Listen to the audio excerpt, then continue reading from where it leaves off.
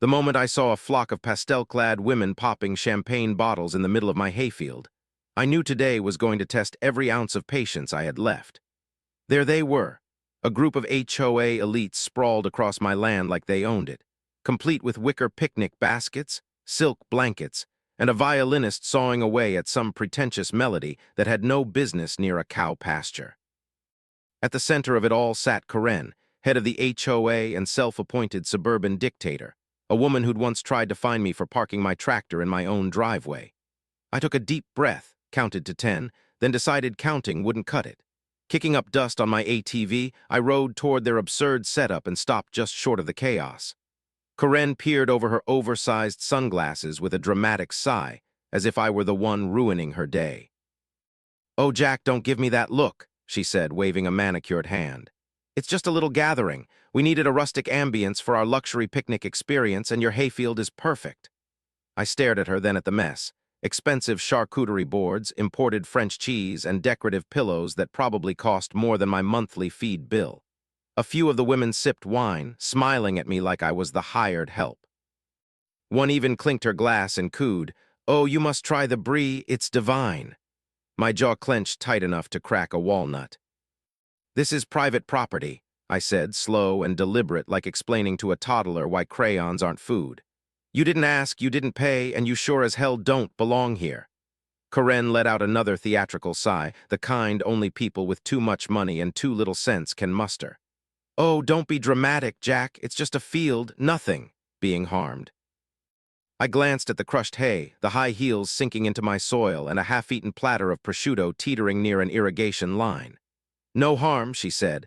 "That's what people like Karen always thought, never having to break their backs for something, only to watch it trampled by entitled fools." One of the women nudged her and giggled, whispering loud enough for me to hear, "He's cute when he's mad." Karen smirked. "Jack, honey, I know you're one of those men who think land is sacred or whatever, but don't be silly. We'll be out of your hair in a couple hours. Just pretend we're not here." That did it.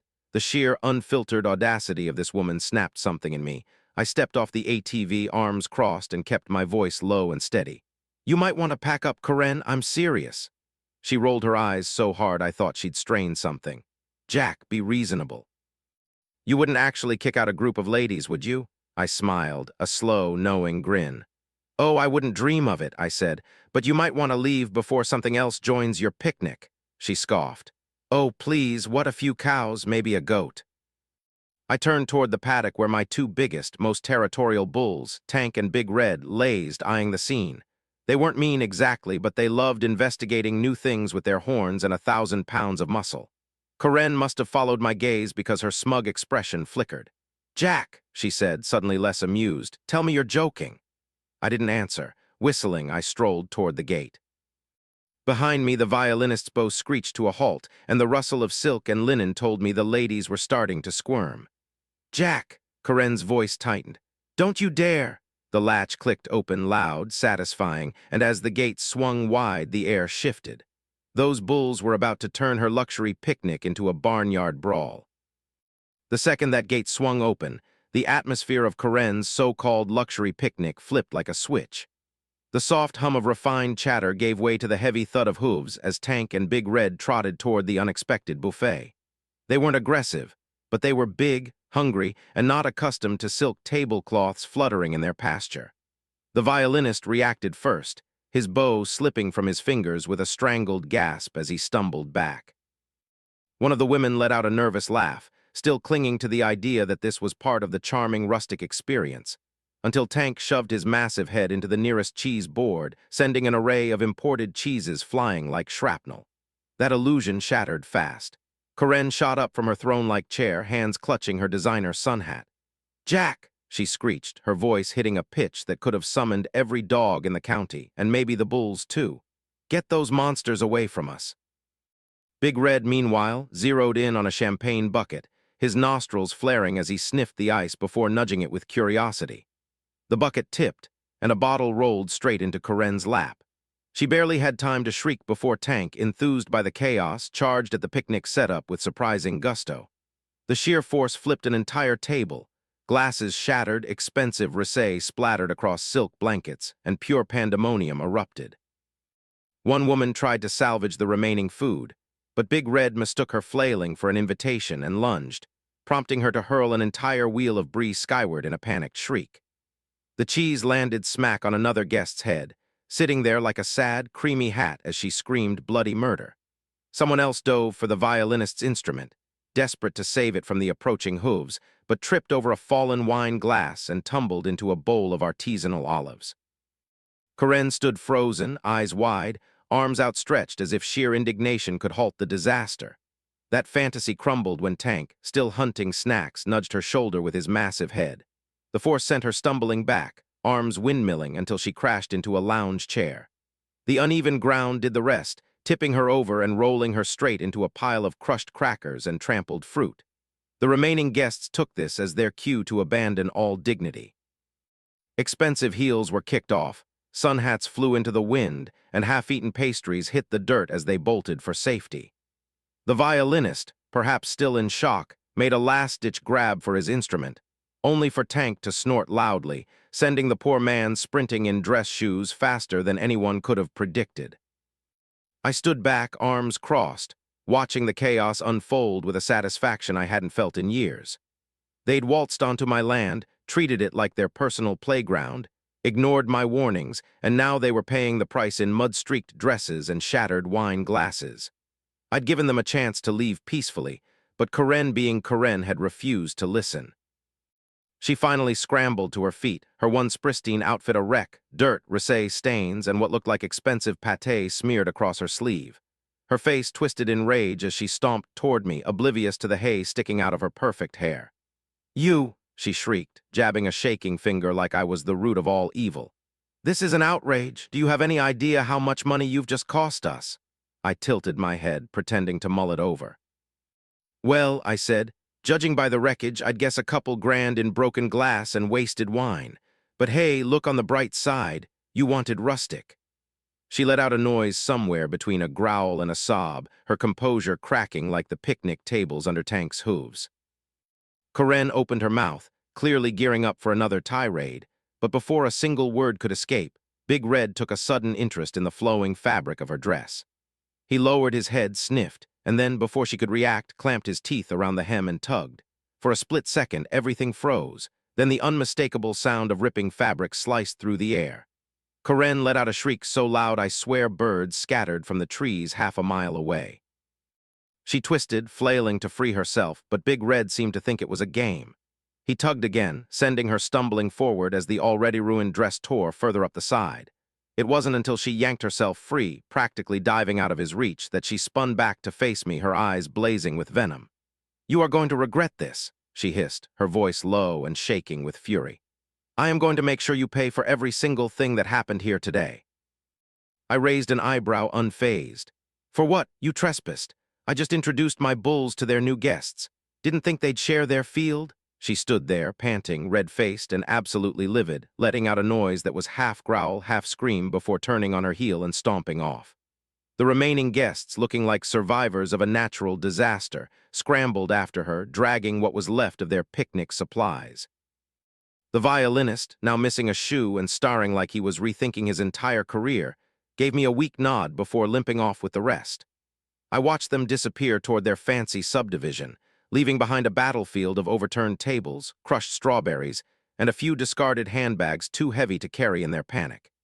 Big Red and Tank stood in the middle of it all, contentedly munching on the remnants of the picnic spread, utterly unbothered by the chaos they'd caused. With a satisfied sigh, I pulled out my phone and snapped a quick picture of the scene. Something told me this was a moment worth keeping. Karen could have taken the loss and slunk away with whatever dignity she had left, but that wasn't her style. No, Karen was the type who didn't just demand an apology, she demanded reparations for her own foolishness. So it wasn't a shock when, the next morning, I saw her marching up my driveway like a general storming a battlefield, her designer handbag swinging violently at her side. She still bore the scars of yesterday, faint pink stains on her sleeve from spilled ricé, a slight limp from her scramble to escape the bulls. I took a slow sip of my coffee and leaned against the porch railing, waiting. The second she was in earshot, she unleashed her attack. "You're going to pay for this. she snapped, jabbing a finger at me like I was a naughty kid. I hope you have a good lawyer, Jack, because you just unleashed wild animals on a group of innocent women. I stayed calm, letting her rant. You mean my bulls, the ones that live here, the ones you trespassed on? Her face twitched, lips pressing tight with frustration. Don't try to twist this. You knew what you were doing, you let them loose on purpose. I nodded, casual as ever. Sure did. Her nostrils flared, her manicured fingers tightening around her handbag strap until her knuckles whitened. So you admit it? Yep, I said, taking another sip of coffee. And I've got it all on video. That stopped her cold. She blinked, eyes narrowing. What are you talking about? I pulled my phone from my pocket, unlocked it, and held it up. There it was, a crystal-clear video. From the moment I rolled up on my ATV to the second, Big Red turned her dress into a chew toy. Every ridiculous, trespassing second, caught in high definition. Corinne's mouth opened, then snapped shut, her confidence wavering for just a heartbeat. You can't use that, she spat, grasping for control. That's an invasion of privacy, I laughed, a short, dry sound that echoed off the porch. On my own land, nice try. She stood there, breathing hard, her mind racing for a new angle of attack. I could see it in the way her eyes darted, the disbelief that someone like me, some dirt-under-the-nails farmer in her lofty opinion, could have the upper hand. But Corinne was nothing if not stubborn. She lifted her chin, trying to claw back some semblance of power. I'll still take this to the HOA, she declared, crossing her arms. They'll fine you for creating a dangerous environment near our community. I shook my head, almost pitying her delusion. Your HOA has no authority over my land, you know that, but if you want to bring it up with them, go ahead. Maybe they'd like to see the video too. Her eyes flickered with uncertainty, a rare crack in her armor. Corinne thrived on control, but this time she had none. She strutted onto my property, treated it like her personal estate, and gotten exactly what she deserved. Now she was facing consequences, and not just the ones I'd dished out. What she didn't know yet was that the real fallout was already brewing beyond her reach. While she'd been storming up my driveway, the internet had been busy shredding her reputation to ribbons. By the time she retreated back to her pristine neighborhood, muttering about baseless lawsuits, my phone was buzzing nonstop. That video I'd casually shot. It had gone viral overnight. It spread like a brushfire across social media, with people nationwide chiming in about the entitled HOA queen who trespassed on a farmer's land and paid the price in spilled wine and tattered dignity. The comments were brutal and relentless. This is the most satisfying thing I've ever seen, one read. Imagine trespassing and then getting mad when the landowner doesn't roll out the red carpet, said another. The bulls are the real MVPs, someone else quipped. It didn't take long for local news to catch wind of it. Reporters started calling, eager to interview the farmer who'd stood his ground against HOA tyranny. By midday, a national news station ran a short segment, complete with slow-motion footage of Corinne flailing to escape Big Red while clutching her shredded dress. Corinne, predictably, was furious. By the end of the week, she'd become the poster child for every HOA horror story online. People dug up her past sins, old complaints she'd filed against neighbors for ridiculous infractions. One woman posted about how Corinne had fined her for 2 bright flowers in her yard. Another shared a tale of Corinne trying to ban unsightly garden gnomes. Her name was now a byword for overbearing HOA madness. Then came the knockout punch. The HOA itself, humiliated by the spectacle, decided Corinne was too toxic to keep around. They voted her OUT Chinese letter, Chinese letter, Chinese letter, Chinese letter out as president. One of her own neighbors caught it on video, Corinne storming out of the meeting, red-faced and fuming, while others whispered behind her back. It was poetic justice at its finest. She still tried to send me a cease and desist letter demanding I take the video offline, but by then it was out of my hands. The internet had claimed it as its own. I didn't hear much from her after that. She kept a low profile, her reign of terror over the HOA finally over. Corinne's downfall didn't end with her HOA ousting. It just kept unraveling. Word around the neighborhood was that she was trying to sell her house, probably hopping to escape the subdivision where she'd become a walking punchline. But no one wanted to buy from the crazy bull lady, as folks had started calling her. Her once pristine reputation, built on years of bossing people around with bylaws and manicured superiority, was now a smoldering wreck, courtesy of a couple of bulls and a viral video. Meanwhile, my life settled back into its usual rhythm. The hayfield recovered from the trampling, the bulls enjoyed their unexpected feast, and I got more peace and quiet than I'd had in years. Every now and then, someone at the feed store would recognize me. Some stranger would shake my hand, grinning, and thank me for standing up to the Karens of the world. I never thought letting Tank and Big Red loose would turn me into some kind of folk hero. But if it kept entitled HOA busybodies off my land, I'd call it a win worth celebrating.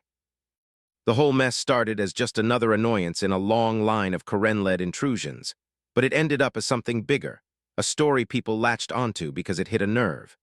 Everyone's got their own Karen, their own petty tyrant who thinks rules don't apply to them, and seeing one get humbled by a pair of bulls and a farmer who wouldn't back down felt like justice served raw. I didn't set out to make a statement. I just wanted my field back. But the internet turned it into a legend, and I wasn't about to argue with the results. Karen, though, she wasn't done licking her wounds. I heard through the grapevine that she'd started telling anyone who'd listened that I'd ruined her life with my vicious animals. Never mind that she'd brought it all on herself by ignoring every warning I gave her. That was Karen to a T, always the victim, never the instigator, even when the evidence was plastered across a million screens. The video kept making the rounds, popping up in new corners of the web with fresh waves of commentary. Memes sprouted like weeds, pictures of Tank nosing a cheese board captioned, "When you crash the wrong party," or Karen mid-shriek with HOA privileges revoked, slapped across it. Someone even tracked down the violinist, who'd apparently quit his gig with the HOA crowd and started playing at a local bar instead, saying he'd had enough of uppity picnics. The bulls became minor celebrities, too. People mailed me letters asking about them, and one guy offered to buy Tank a bale of premium hay as a thank you. I didn't take the offers, but I appreciated the sentiment. Big Red and Tank didn't care either way. They were back to grazing, oblivious to their starring roles in a cultural takedown. For me, it was a strange kind of fame, quiet, mostly unwanted, but satisfying in its own way. Karen's absence left a void in the neighborhood power structure, and from what I heard, no one was eager to fill it. The HOA meetings got quieter, less nitpicky, like her exit had drained the venom out of the whole operation. Maybe they'd learned something from the fiasco, or maybe they just didn't want to risk ending up on the wrong side of a viral video themselves. Either way, I didn't care much. I wasn't part of their little kingdom, and I liked it that way. My land was mine again, free of silk blankets and champagne flutes, and that was all that mattered. Still, I kept that photo on my phone, a little memento of the day I turned the tables, and the bulls, on Karen's reign. Looking back, the whole fiasco with Karen and her picnic posse wasn't just a one-off clash. It was the culmination of years of her overreach rubbing up against my stubborn refusal to bend. She'd been a thorn in my side ever since she took over the HOA, always poking her nose where it didn't belong, like the time she tried to dictate how tall my grass could grow or complained about the unsightly mud on my truck tires. That hayfield picnic was just the straw that broke the camel's back, or I suppose the silk blanket that unleashed the bulls. I'd put up with her nonsense for too long, figuring she'd eventually tire herself out, but Karen wasn't the type to quit. She thrived on control, on making everyone else dance to her tune, and my land was the one place she couldn't touch, until she did. When she crossed that line, she didn't just trespass on my property. She trespassed on my patience, and that's a boundary you don't breach without consequences. The fallout wasn't just about the video or the bulls, it was about what it represented. People saw a guy who'd had enough, who didn't roll over when someone richer and louder tried to steamroll him. That's why it hit so hard online. It wasn't just funny, it was relatable. Karen became a symbol of every petty power tripper out there, and I became the guy who said no with a pair of 1,000-pound enforcers. I didn't plan it that way, honest to God, I just wanted them off my field, but the world turned it into something more. The news segments played it up, calling it the Farmer versus HOA Showdown, and the internet ran wild with it. I got emails from folks I'd never met, sharing their own stories of HOA run-ins, thanking me for giving them a laugh or a bit of hope. One lady even sent a drawing of Tank and Big Red as superheroes, capes and all. It was bizarre, but it felt good knowing I wasn't the only one fed up with people like Karen. She, of course, didn't see it that way. To her, I was the villain who'd orchestrated her public humiliation, not the guy defending his own turf. I heard she, tried spinning the story to her friends, painting me as some unhinged redneck who sixed wild beasts on innocent ladies enjoying a picnic. Never mind the trespassing, the entitlement, or the fact that I'd warned her to leave, she left all that out. It didn't matter, the truth was on tape, and the court of public opinion had already ruled. Her version might have flown in her echo chamber, but out in the real world, people saw through it. The HOA crowd might have whispered behind her back, but the rest of us, the ones who didn't bow to her clipboard and fines, were done with her long before the bulls got involved. Her exit from the presidency was just the final nail in a coffin she'd built herself. As for me, I didn't dwell on it much. The field healed, the bulls went back to their lazy days, and I got to enjoy the quiet that comes with knowing your biggest nuisance has been knocked down a peg, or 10. I kept farming, kept living, and let the internet do its thing. Every so often, I'd catch a glimpse of the video online, or someone would bring it up at the gas station, and I'd smile to myself. It wasn't about fame or revenge. It was about standing my ground. Karen picked the wrong fight, and I had the right backup. That was all there was to it. In the weeks that followed, the dust settled, both literally on my hayfield and figuratively around the whole Karen debacle. The viral storm slowed to a trickle, though the video still popped up now and then, a lingering reminder of the day entitlement met its match. Life on the farm returned to its steady rhythm, feeding the animals, tending the crops, and keeping the place running. Tank and Big Red went back to being just bulls, not internet icons, though I'd catch myself giving them an extra pat on the flank, a silent thanks for their unintended heroism. The neighborhood felt different too, lighter, like Karen's absence had lifted a weight nobody realized they'd been carrying. The HOA didn't vanish, but it got quieter, less aggressive, like they were scared of stirring up another mess they couldn't control. I didn't care either way. My land was my own, and that's where my world began and ended. Karen, though, she didn't fade as gracefully. Rumor had it she was still trying to salvage her image, telling anyone who'd listened that she'd been wronged, that I'd overreacted, that the bulls were a menace. She even floated the idea of suing me, but it never went anywhere, probably because no lawyer worth their salt would take a case built on quicksand. The video was airtight evidence of her trespassing, and she knew it. Her house stayed on the market, unsold, a monument to her fall from grace. People started calling it the Bull Lady's Place, and I heard real estate agents were steering clients away, not wanting the baggage. She built her whole identity on being the queen of that subdivision, and now it was turning on her. I almost felt bad, almost. But then I'd remember the crushed hay, the smug, just a field dismissal, and any pity dried up fast.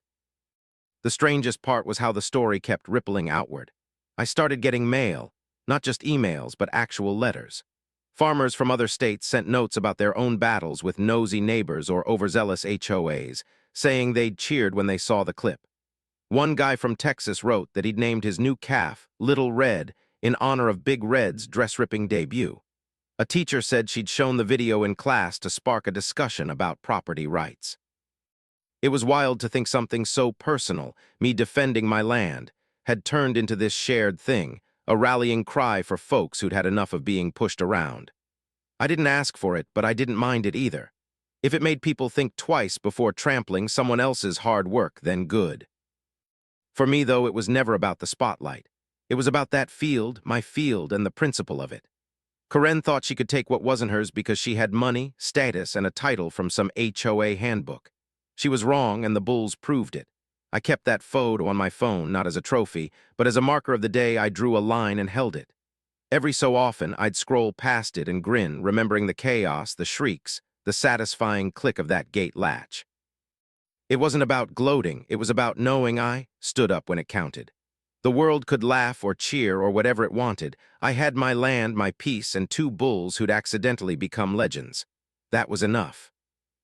Months later, the saga of Karen and the bulls had mostly faded into the background. A funny story people told at barbecues or swapped over coffee at the feed store. My life stayed steady, sun up to sundown, working the land, keeping things simple. The hayfield grew back greener than ever, like nature itself had shrugged off the memory of silk blankets and spilled champagne. Tank and Big Red kept their routine, grazing and lazing, oblivious to the fact they'd starred in a moment that still echoed online. Every once in a while, someone new would stumble across the video, and I'd get a fresh ping on my phone, a comment, a tag, a "Hey, is this you?" from some stranger halfway across the country. I'd nod to myself, maybe chuckle, and move on. It wasn't my circus anymore. The internet had taken it and run, and I was fine letting it. Karen, from what I heard, finally gave up on selling her house. The bull lady stigma stuck too hard, and the neighborhood had moved on without her. Someone said she'd taken to gardening, of all things. Ironic, considering how she'd once fined people for their flower choices. Maybe she'd learned something, or maybe she just needed a new kingdom to rule. Either way, she stayed out of my orbit, and that was all I cared about. The HOA never bothered me again. Whether out of fear, embarrassment, or just plain common sense, I didn't know, and it didn't matter. My property line held firm, a quiet victory that didn't need a sequel. The bulls and I had made our point, and the world got the message: trespass at your own risk. What stuck with me most wasn't the chaos or the fame. It was the unexpected solidarity that came out of it. People I'd never met saw something in that day worth rooting for, a stand against the kind of arrogance that walks over others without a second thought. I got a letter once from an old man in Montana, a rancher who'd fought his own battles with pushy developers. He wrote, "You did what we all wish we could, gave 'em hell and kept what's yours." That hit home. I hadn't set out to be anyone's hero. I just wanted my field back. But if it gave a few folks a spark to push back in their own lives, then maybe the whole mess was worth more than just a laugh. The bulls didn't care, of course. They'd long since forgotten the picnic. But I like to think they'd earned their place in the story.